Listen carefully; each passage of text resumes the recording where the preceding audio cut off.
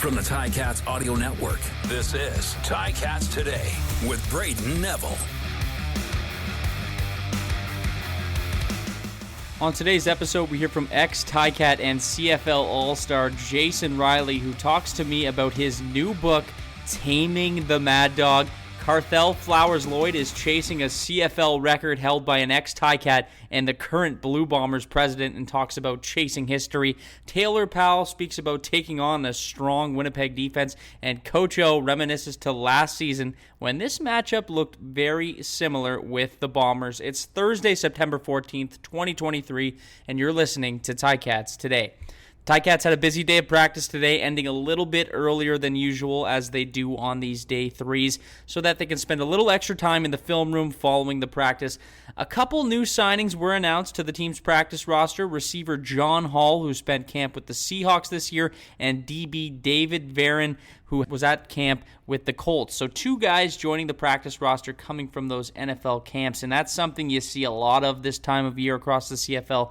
Teams all around the league have been signing a couple guys from those camps, and they had their first practice today getting themselves adjusted to the hammer. With this upcoming game against the Bombers, I can't help but look back to last year around this time. It was September 17th when the Ticats and the Bombers met at Tim Hortons Field, and it was the Ticats who had probably their best game of the season against the Bombers and completely dominated against a team that only had one loss. And Coach O was asked about if that's something that's on their mind heading into this game, and you could imagine what he said. No, I mean, we're aware of it because it's been brought up throughout the week, and I think they were, I don't know what they were at that point, something like 12-1 or something like that, and our record wasn't favorable. I think we had only won maybe a third of our games at that point. So, yeah, you always draw from experience, but it has no bearing on what's going to happen, this week or this year or this year's team. We really are just, approaching it a lot like we did last year, and that's just the game in front of us. And, for the next, we know what the schedule is down the stretch, but we're not looking past this Saturday. Yeah, no, they, you put on tape and they're productive. There's no doubt about it. And their production leads to, the secondary and backers being able to fly around and be free and mix up their coverages and generate things. And then when your offense scores points, you can take more chances that way. So, I think part of you're probably relaying to the analytics and that we had less sacks, but I think part of that goes to the quarterback too, of getting rid of the ball. So it kind of goes hand in hand, and sometimes you're right on the coverages and the reads, and sometimes you do have to eat it, and that's the best decision. Last week it just worked out better for us that it didn't show up in the analytics stat column, but I do think that we did play better collectively up front. Yeah, Matt, he'll suit again. He should be available to play, I would suspect. Again, we're waiting on that. That's, sometimes these decisions aren't up to the coaches. Sometimes they're up to the doctors and the therapists, and oftentimes it's a combination. Oftentimes people can be cleared, but maybe when you get them on the field, they don't look like they're ready to go. Matt's trending in the direction of possibly being an option. Have some plays. That's where it's trending. We won't make that decision today or tomorrow. Well, I think he benefited from great special teams play from others. He was a relatively unknown, and he wasn't being doubled. There was less attention, and credit him for making those plays. And then you go through those stages where teams sometimes opt to double you. And when that happens, somebody else has to step up. And so, he really was the beneficiary of maybe a Voshan Joseph early, definitely a Kyle Wilson, some of these other guys that are in, and I'm just talking about the DIs. I mean, it goes across the board with our whole special teams unit. And Sopik was out there and Feltmate, and I don't want to name people, but you get what I'm saying but now his name's out there, so he's going to have to create, and if he is getting doubled or getting special attention, maybe drawing the best matchup, somebody else needs to step up. And I can just say he's just young and wily, loves contact, loves football, and wants to be great. So we'll see what that means down the stretch.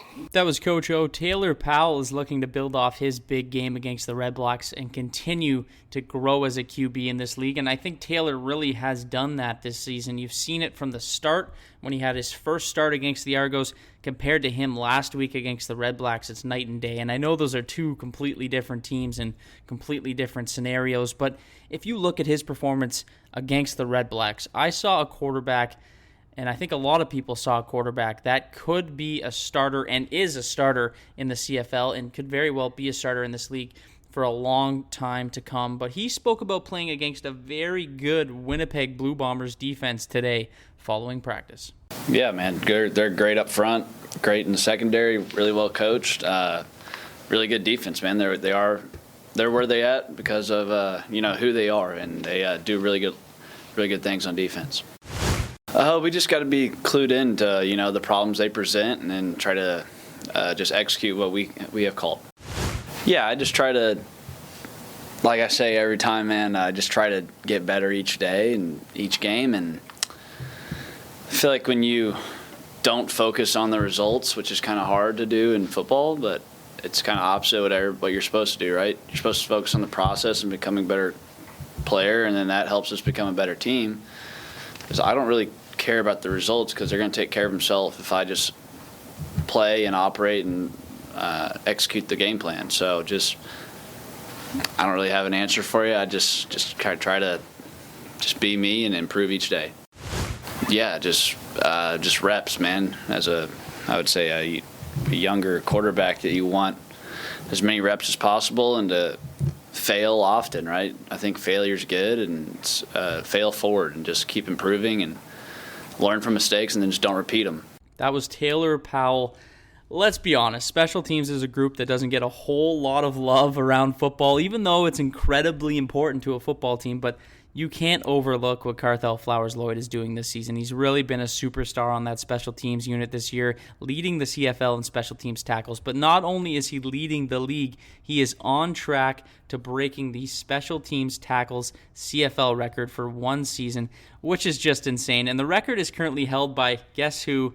The president of the Winnipeg Blue Bombers, Wade Miller, and former Ticat Dylan Barker.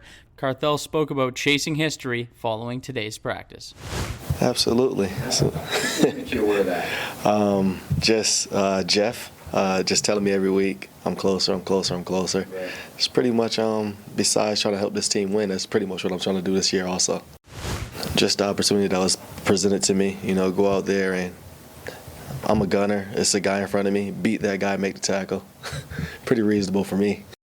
Oh yeah, it's a lot. I got a lot of guys that I trained with this past off season, Ottawa, Toronto, and things like that. So they're like, "Listen, what you're doing right now, you're not going to be doing that when you play against us. I'm letting you know that now." So I know it's going to be a lot harder. I've been double teamed a couple times this year, for sure. Things that they help me practice with in practice. So when it comes in game time, I'm ready to go at it. That was Carthell Flowers-Lloyd, and the record watch is officially on. Joining me now to talk about the launch of his book, Taming Mad Dog, great name, is CFL All-Star and Grey Cup champion Jason Riley, who will be signing autographs of his book outside of the Ticat shop from 2 to 3:30 before the Ticats game with the Bombers. Jason, what made you decide to go out and write a book? Because it's not an easy thing to do, but what was your reason for writing this book? Oh, thank you, Braden. Well, I'll tell you, I've always enjoyed telling stories about life and about football, family gatherings and friends and telling, but also listening to stories. Because I think really when you think of us as human beings, that's one of the great things about being a person, is that you can share your past, you can share, great stories, and it connects us with the past and also with an eye to the future, right? So, always enjoyed storytelling and listening to great stories, especially about football. And over the years, friends and family members and also my teammates, my former teammates, they said, you know what, Jason, you should write a book. You got some great stories. And, when I was approaching retirement, I retired from teaching in 2019, and then right away we went into COVID, right? Mm-hmm. So I had set the goal to write a book after retirement, and when COVID hit, it was like just became natural. Every day I sat in front of the computer like it was a job. And after my chores were done, of course, because I had to complete my honeydew list first, right? Yeah, of course. I would sit down, and I made it. I I had to be disciplined about it, because sometimes, you know, you don't feel like writing and you got to do it. And if you're going to get it over the goal line. So it's been a 3-year odyssey, and it's transformed a few times. It's evolved as time has gone on, right? Especially with the influence of different people that, you know, I used as sounding boards, and my editor, Jennifer Sharman, who, you know, she knew nothing about football when, I didn't really know this when I hired her. I just knew she was a good editor because she edited a couple of books for another friend. So, you know, she asked me, you know, Jason, what's a line of scrimmage, right? And I'm like, maybe I picked the wrong editor, you know? Yeah. But I'm kind of getting off track here, but I mean, we can get back to that later. But you were asking me why, and it's because I'm a storyteller, and people recommended that I write a book, and and I ended up writing 500 pages on Word. So that's bigger. Like a Word page is bigger than a book page. Wow. So like as a book goes, it's more than 500 pages, because a book is 6 by 9, right? Yep. And a Word page is what, 8.5 by 11. So yep. You know what I mean? It was a lot, and because I wrote these stories with such great detail, and not always chronologically either. It was like whatever came to mind at the time, I would just start writing in detail about it, and I got better as I went on as far as writing, and then my editor, she asked me to do some things, and it really opened the gusher, you know, for me emotionally too. And I mean, it must be so difficult to just focus your mind on writing a book, because a lot of people say, oh, I should write a book someday, but you actually went out and wrote a book. Did you find you had to almost double down and focus and stay on top of writing this book? It's a daily process. Yeah. You know what, Braden, there's several times, you know, I'm glad you brought that up, because several times I actually considered quitting. I actually considered, okay, you know, like I questioned myself, why am I spending so much time on this when it's probably not going to get published anyway? Because writing it is only the first step, and as I found out, but it's something that I had this inner drive to finish it, and I had great support from my wife and my family, and I think it's a good story. I think football needs a good story, right? Because of the concussions deal and the steroid deal, and that all these issues that go on and detract from the sport. But football is the greatest sport in the world, especially for adolescent young men. Like when I was an adolescent, I'm telling you, it's called Taming Mad Dog because my nickname was Mad Dog in university, and I was a Mad Dog in university because football was became an outlet for all the aggression and anger I had from being bullied as a small child. So it just, one thing leads to another. You know what I mean? Yeah. Football kept me out of jail because I became a street fighter, and a lot of the stories are very gritty and violent. And so it's not for the faint of heart. This book is not a kid's book. This not for kids. It's for mature audiences. There's a warning on the back of it for mature audience because there's violence depicted in this. They're all true stories from the heart, but things that I witnessed that appalled me, things that I experienced that I had to defend myself, and it's from the heart, and it's all true to the best of my recollection. And in the forward, I say, if I got some names wrong or if something is a little bit off, it's because, please forgive me because it's all from memory. And, I didn't keep a journal. I didn't keep, a video file. I didn't, it's just basically reconnecting with family, about stories, our childhood stories, reconnecting with teammates, friends and teammates and coaches. That was the best part of it, was reconnecting with all my old alumni buddies and guys that I won the Grey Cup with, the championships, right? It must be so difficult in ways when you're writing this stuff on paper, to have to relive and to put out some of those stories that you've had in your past and to put them out into the public. It must not be an easy thing. Well, to tell you the truth, I'm still a little bit nervous because, like, I've had friends read the story, and they're like, God bless them. I mean, they read the 500-page manuscript, right? The original rough draft was way over the top. I mean, a commercial book shouldn't be, more than around 300 pages, right? To be viable, especially if you're a new author. Yep.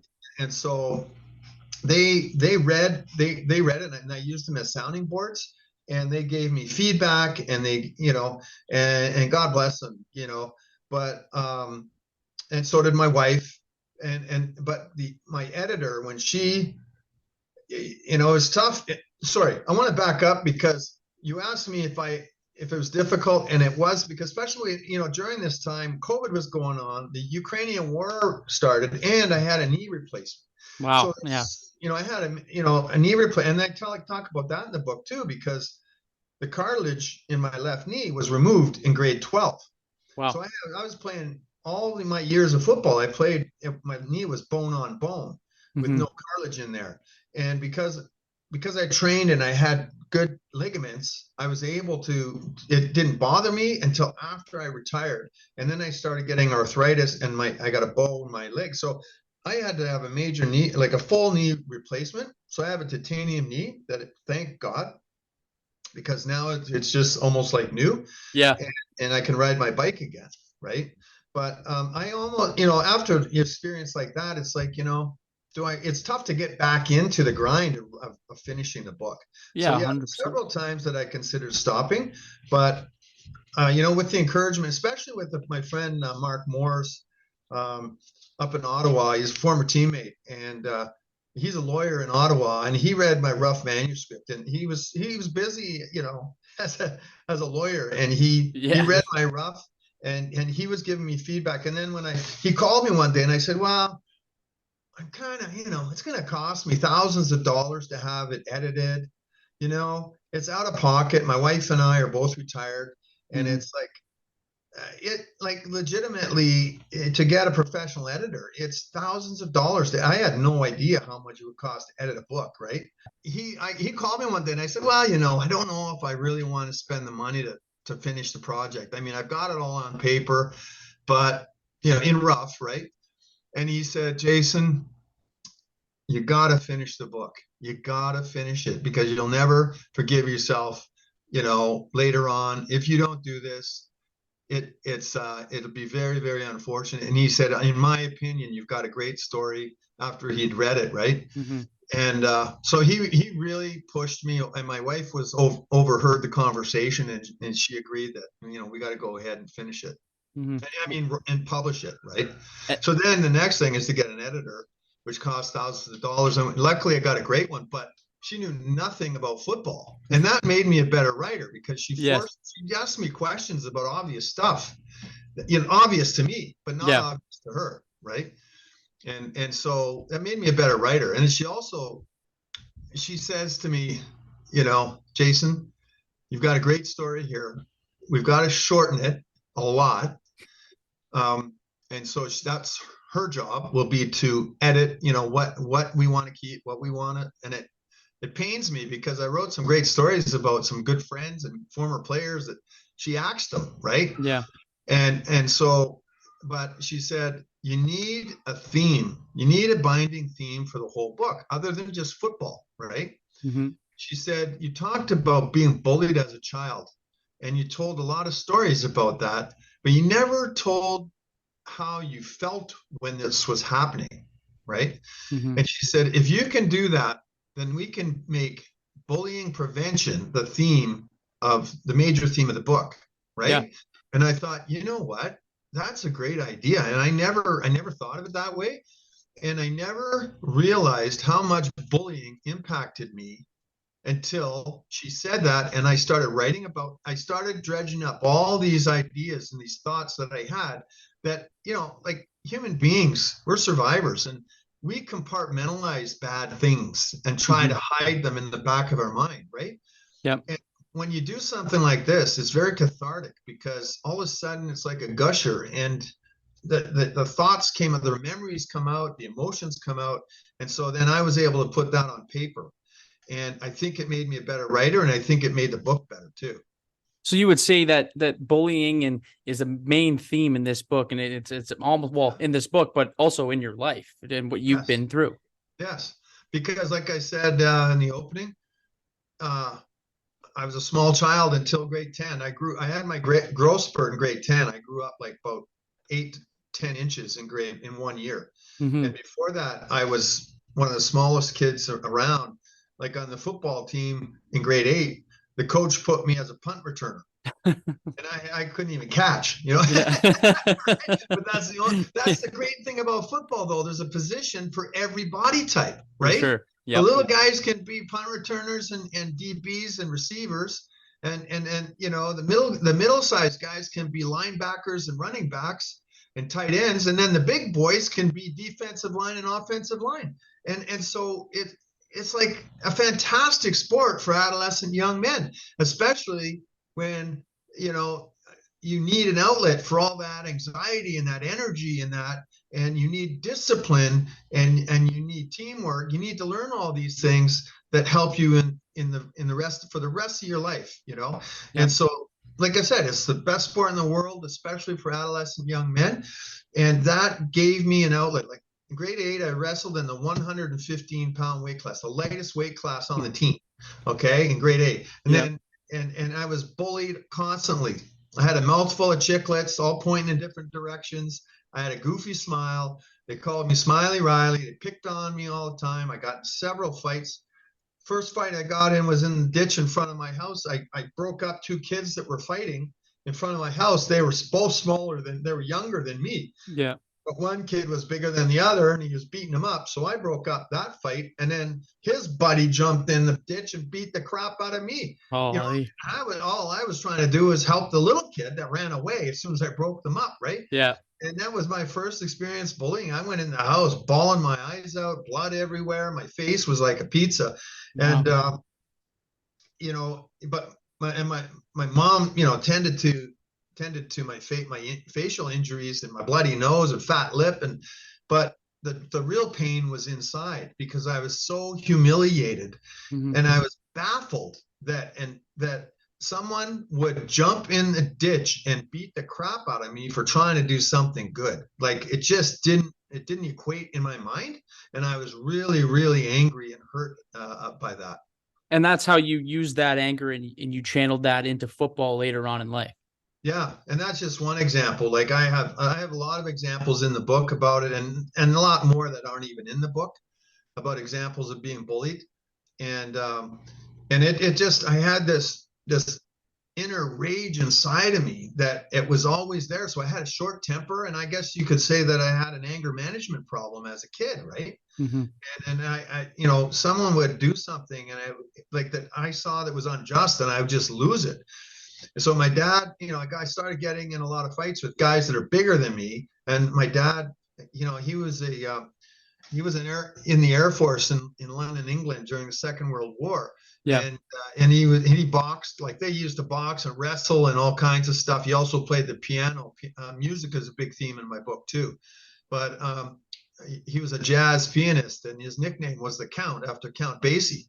Okay. And he could box, and you know, so he had this he had this contrast within himself that he could be this creative artist on the piano, but also knock the crap out of you in the boxing ring, you know. And that's kind of what I inherited from him. So, you know, but I'm more of like a visual artist. Fine art was my second subject in university, and I love to draw and paint. But at the same time, during the football season, I never did any art because I always had to have this aggressive nature about me, which, you know, kind of precluded the artwork. But my dad taught me how to box at a young age because he said, Jason, you got to learn how to defend yourself. And there's only one way to defeat a bully, and that's to knock them on their ass. Otherwise, you're just continue to be a victim, right? Yeah. Jason, it sounds like there's, just talking to you today, I've heard a couple stories. There's tons of stories like this throughout your book, and tonight's a big night for you when it comes to that book. What's going on tonight is it's the release, and how are you going to be releasing the book, and where can people find it? Braden, it's game day, baby. It's game day.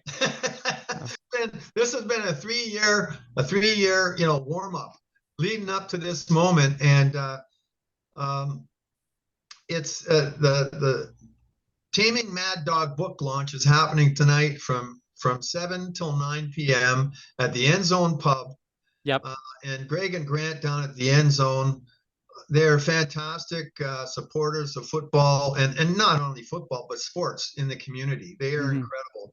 And that's where they hosted the 2021 Legends Luncheon when last time we hosted the Grey Cup, because the festival was kind of curtailed because of COVID. And they agreed to host it there, and we sold it out. And they cooked 300 steak dinners in 1 hour. Wow! Right? Their staff served. Yeah, it was unbelievable. It was really good. So they've offered to host my book launch tonight, and so it's the End Zone Pub on Main Street in Hamilton from 7 to 9 tonight. And I'm going to tell my story. For a few minutes and introduce the book, and then we'll have lots of books there that people can purchase, and then I can sign them. It'll be a fun night. They're going to have drink and food specials tonight, and then they'll have Thursday night football on, the NFL game later on, and but it's going to be a great football night tonight, and not only just football, but there, people from all walks of life have told me they're going to come because I have friends, I have family coming, I have friends from colleagues from work, from teaching coming. I've got former teammates coming that are here to support this, and part of it is because they want to read my story. They all say that, but they also want to support the CFL Alumni Association Support Fund. Yes. So some proceeds from this book are going to go to the support fund to help former players that have financial need. And the one that I use as my poster boy in the book is Mike Walker, who is a dear friend of mine, and he unfortunately he has developed degenerative disc disease in his spine. Oh. And in his retirement, that's terrible. And some of it was exacerbated by football, but he would have got it anyway. It was an innate thing, and so he's had to have every disc in his spine replaced with a synthetic disc, and it's cost several surgeries and huge amounts of money for him and his wife, and so he applied to the support fund. He doesn't mind me telling you because he was so grateful to get the financial support from our alumni association that he gave me permission to put his story in my book as well. And so that's where proceeds are going for the book sales. And also because of the bullying aspect, I've contacted the Red Cross, the Canadian Red Cross, and they've given me permission to put their logo on my book as well. So I have the CFL alumni logo on the back cover and the Red Cross logo, and proceeds from my book sales will go to the Red Cross, the Canadian Red Cross Bullying and Harassment Prevention Program. So the bullying, I can ask them to direct the money towards local, bullying issues right here in Hamilton. Jason, it's amazing what you're doing, and the fact that proceeds are going back into the community and to help people, and just to hear some of your story and everything you've been through. It's really incredible, and I thank you for coming on the show tonight, and congratulations. You have a big night tonight. You have your book coming out, and I believe you'll be signing copies at the game as well on Saturday against the Winnipeg Blue Bombers. So once again, Jason Riley, your book coming out, Taming Mad Dog. Go check it out, Ticats fans. It's going to be a great book. And just from talking to you today, I'm excited to read it myself. So thanks again, Jason Riley. Braden, thank you very much.